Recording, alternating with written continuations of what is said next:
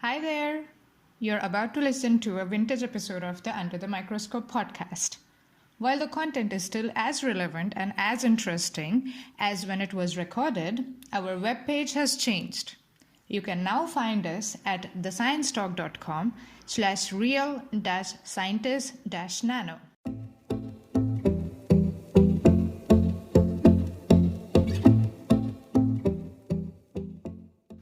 Welcome to Under the Microscope. This series is brought to you by the Real Scientists Nano team. Our goal is to provide a platform where scientists can communicate their work and interact with the public. With that in mind, every week we introduce you to a scientist working in the field of materials and nanoscience, who would be curating the RealSci_Nano Twitter account.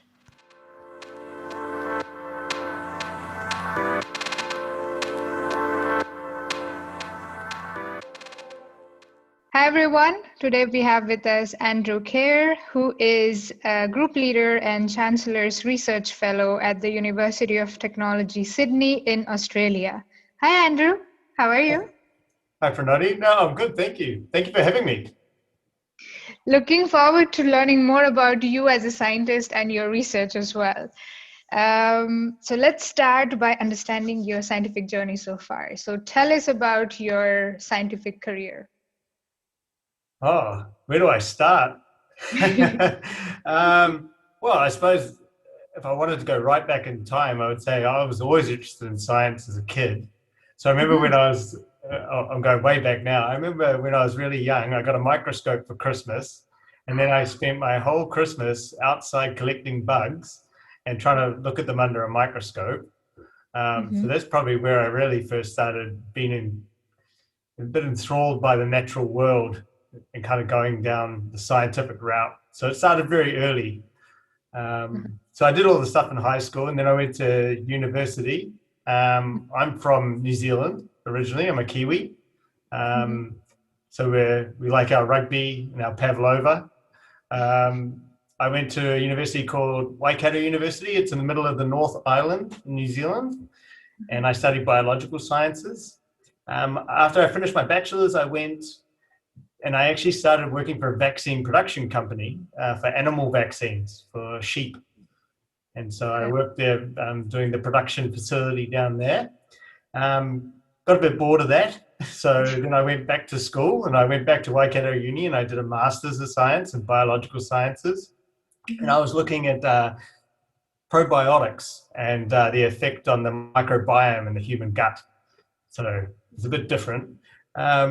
And then I went to Auckland University, where I was doing a bit more of that sort of work, looking at probiotics with the effect on the gut, and in particular with Fonterra, which is the largest dairy milk company in New Zealand. They were funding that research to see what sort of additives they could add into their milk products to help the human gut.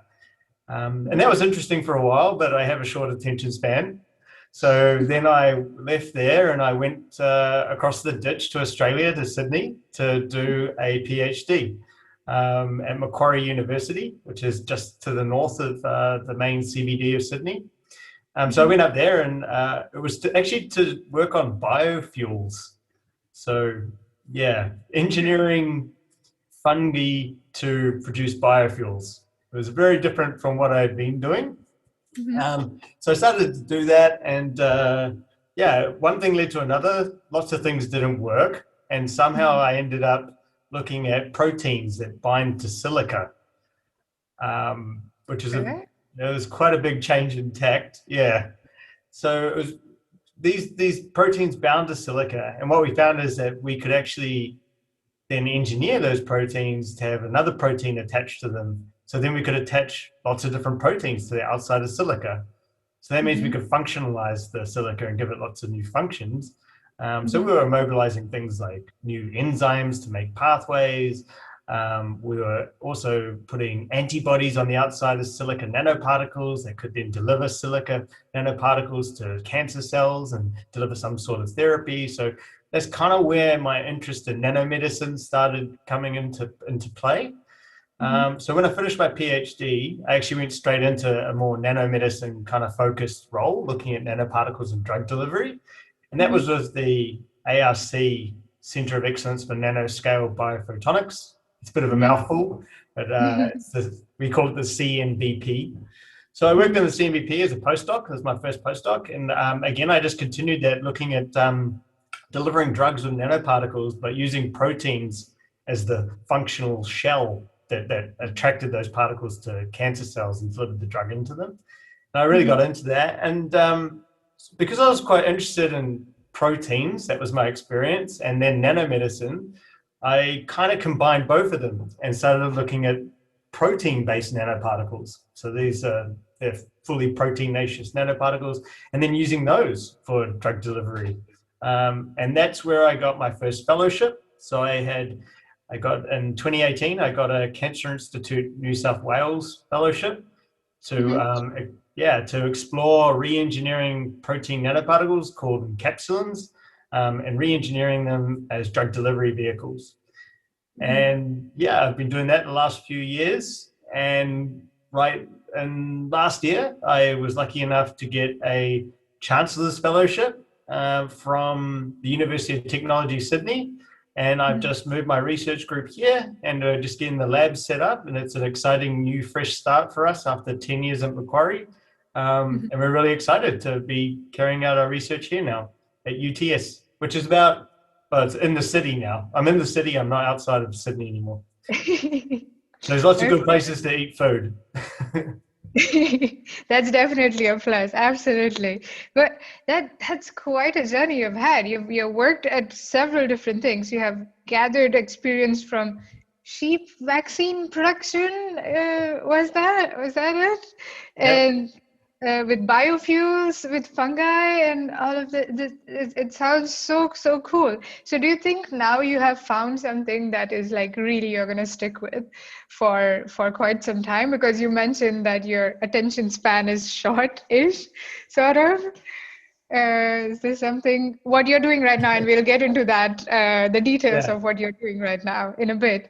But yeah, do you feel like you found what you want to stick with for the next 5-10 years? I don't know. Oh, that's quite a long time. Well, put it this way, I'm not bored yet, and I'm quite surprised. Oh, okay, that's okay.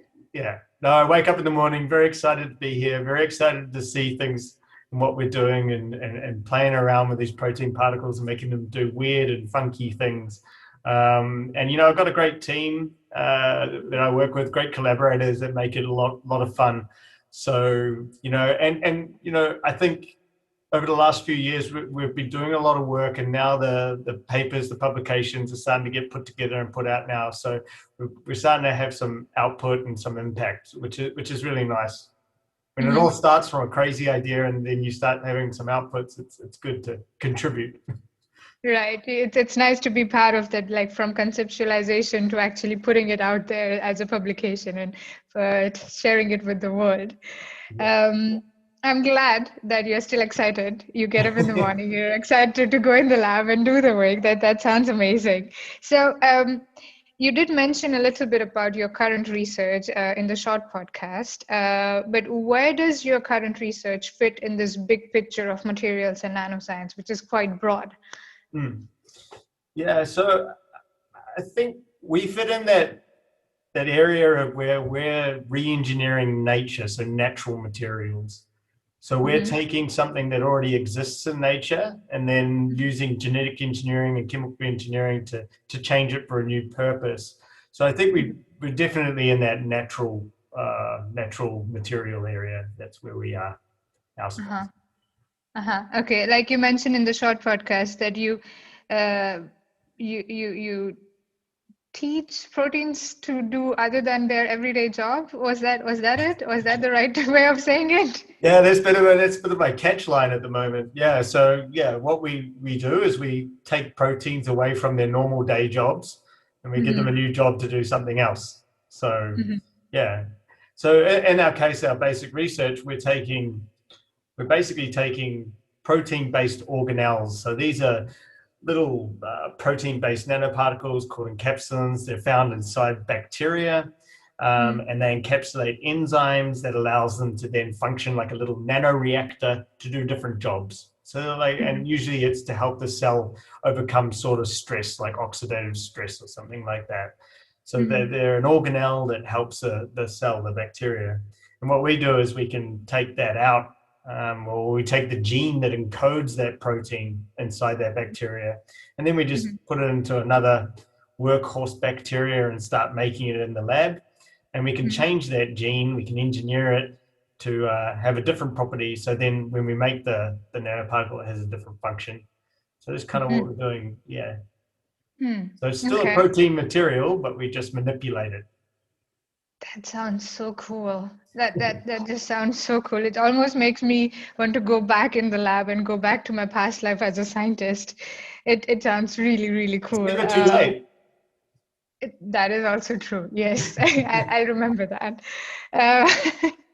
So Andrew, it sounds that you, not just your current research, but also in the past, you have been involved in a lot of interesting research projects or experiments.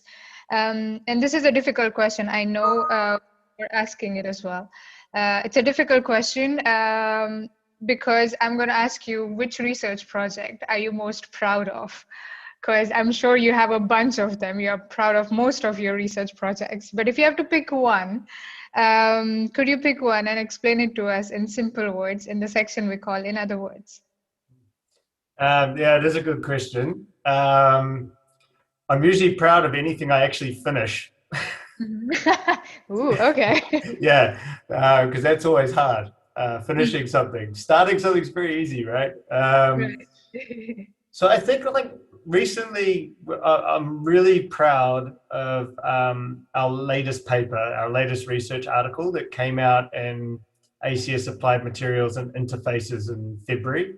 So this is a paper that kind of represents a few years' work by my former PhD student, Denise Diaz. And it's where we first really started playing around with these protein nanoparticles, and we managed to engineer them for photodynamic therapy. So basically what we did is we took these, using genetic engineering, we took these protein nanoparticles out of bacteria, and we engineered them to encapsulate a protein called a photosensitizer. So this protein photosensitizer was inside the nanocage. And what we were able to do then is shine a light on that little nanocage, and it converted oxygen in solution into reactive oxygen species, or ROS, which is actually quite toxic to cells. So then what we did was we delivered this engineered nanocage into a lung cancer cell. We shined a light on the lung cancer cell. That cage started to generate that ROS, and it started to kill the cell.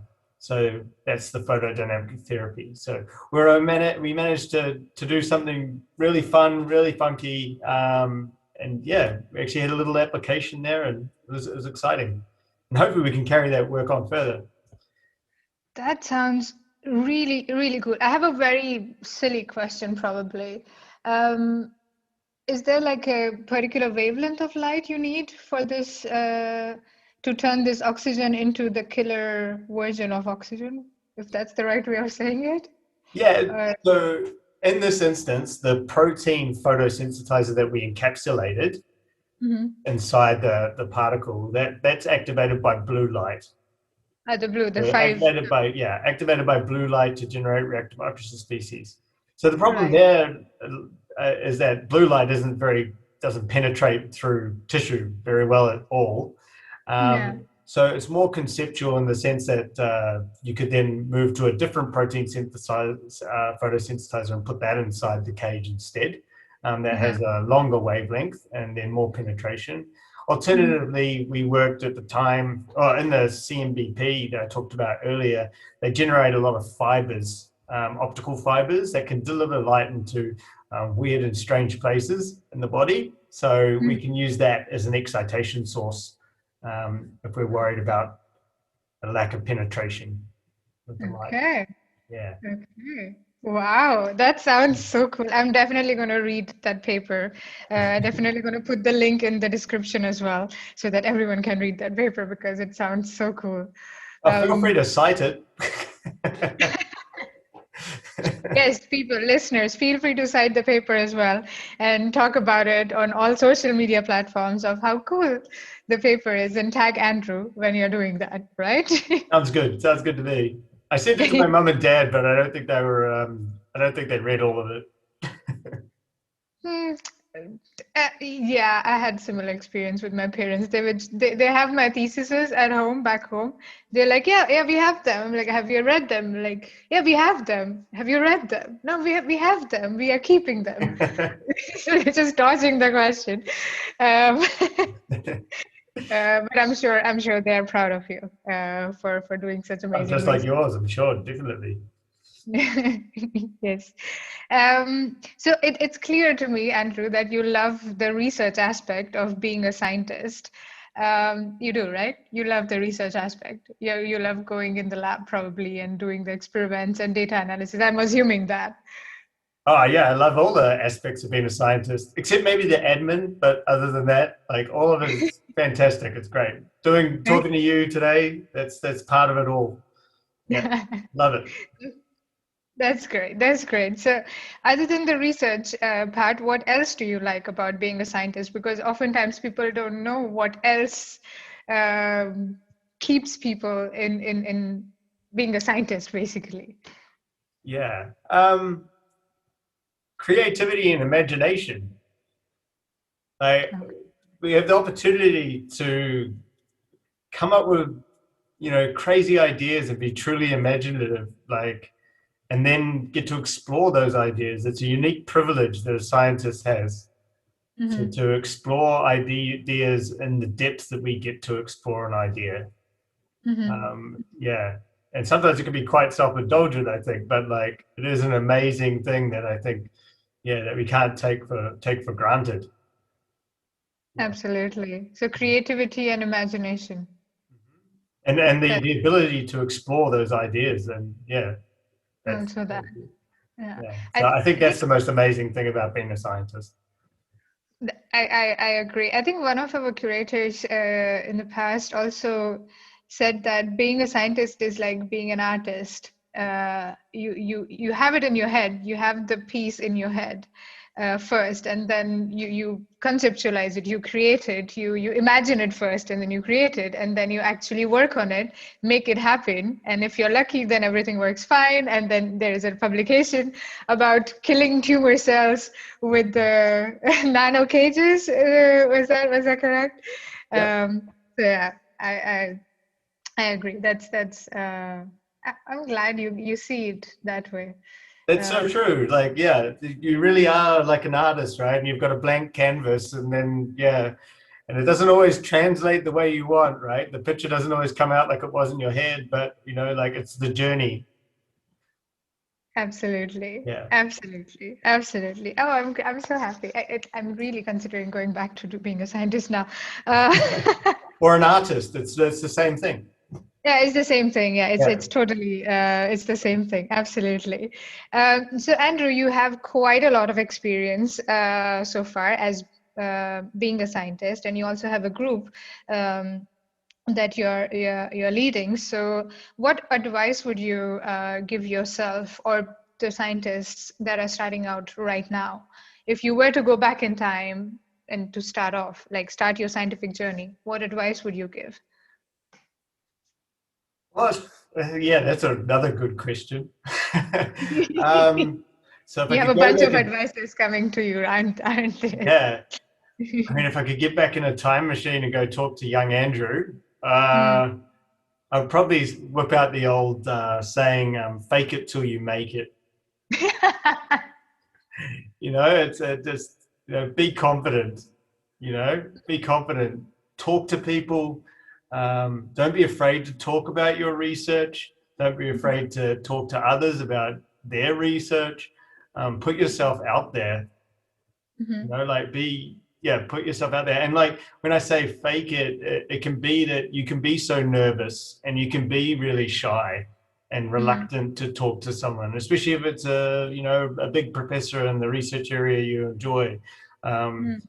but sometimes you need to fake that confidence to break down that first wall and then start talking to someone, and that'll start opening up doors for you.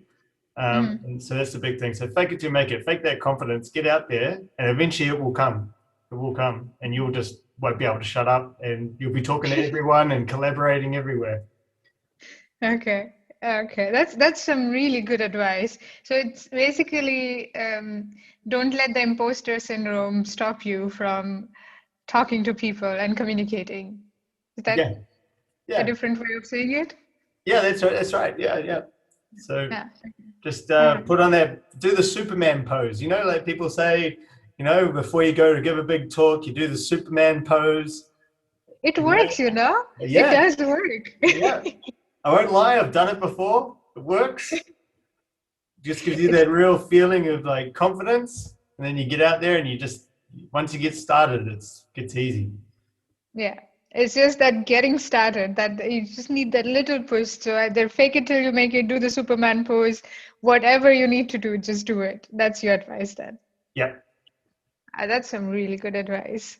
Awesome. So I hope your Andrew, your research experience has been wonderful so far. I mean, you are still doing research, and it will continue to be amazing also in the future. But if you had 3 wishes to improve your research experience, what would you ask for? And I'm not promising anything here. Sorry. um, more money, more money, more money. Um, I think, well, obviously, having a bit more cash to do research. I think everyone wants to have more funding, and it's fiercely competitive out there for research funds, no matter where you are. So that always makes life a bit easier to be able to explore a few more ideas if you have a bit more cash. It'd be nice. I guess wish number 2 would be I'd like a few things to work the first time I do them. That's it's a rare event, but when it does happen, you enjoy it. If that happened a bit more often, life would research would be a bit easier, and we'd be moving along a bit quicker. And I guess I would just wish to have even more great collaborators and people that I work with. I enjoy them, and I enjoy collaborating. I have some fantastic people that I work with across Australia and internationally, and just more of those. That would be another great wish, research wish. Okay. All right. So more money, things to work the first time so that the journey is quicker and more fun and more enjoyable, so that you can also move on to the next project, right? So that you're not stuck with trying to fix the process. You can use the same time to work on different ideas. That's the reason why you want the things to work the first time, right? The second I think wish. so. No one likes optimizing. Yes, it just should work. I have it and it worked in my head. Why isn't it working in the lab? I Yeah. understand. It's the painting. My painting's not coming out as nice as it was in my head. The painting looked good, but yeah. Yeah. Why do I have to do it 10 times to make it better? Just first time, because I have 50 more ideas in my head that need to be worked on. So I understand totally. And also the collaborations rather. All 3 very, very understandable and relatable wishes. I hope they all come true. I hope you have more success for the first time trying new things. Unfortunately, I can't grant the wishes. I'm not Thanos to snap the fingers at me like that's how it's going to be. But I would like to believe that. I wouldn't have signed up if I knew that.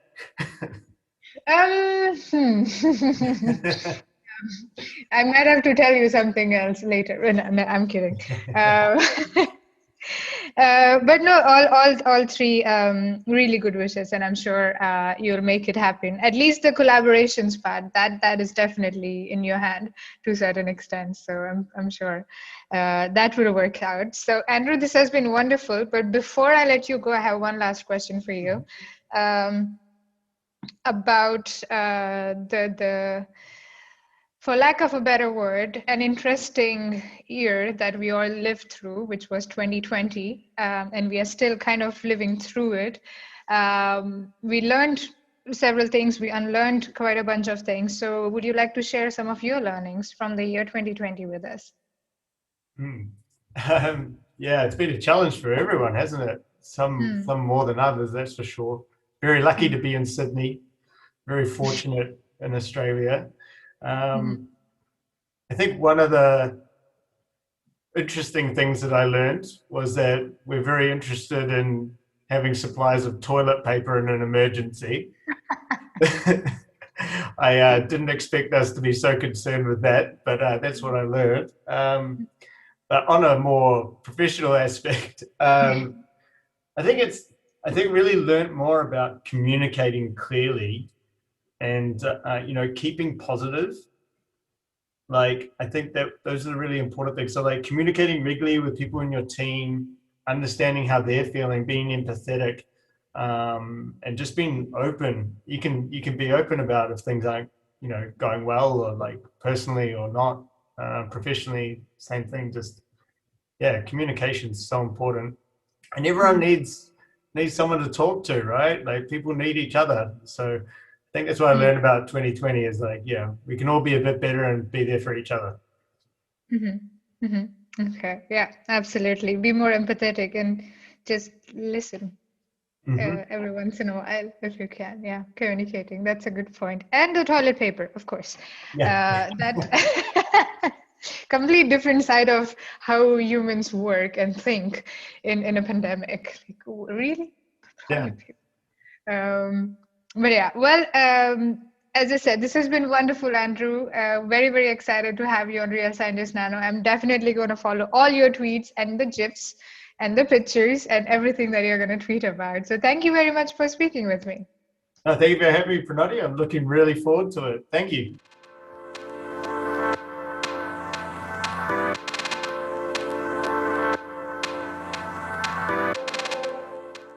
Thank you for listening. To know more about us, please visit our website, realscientistsnano.org, and follow us on Twitter at realsci_nano.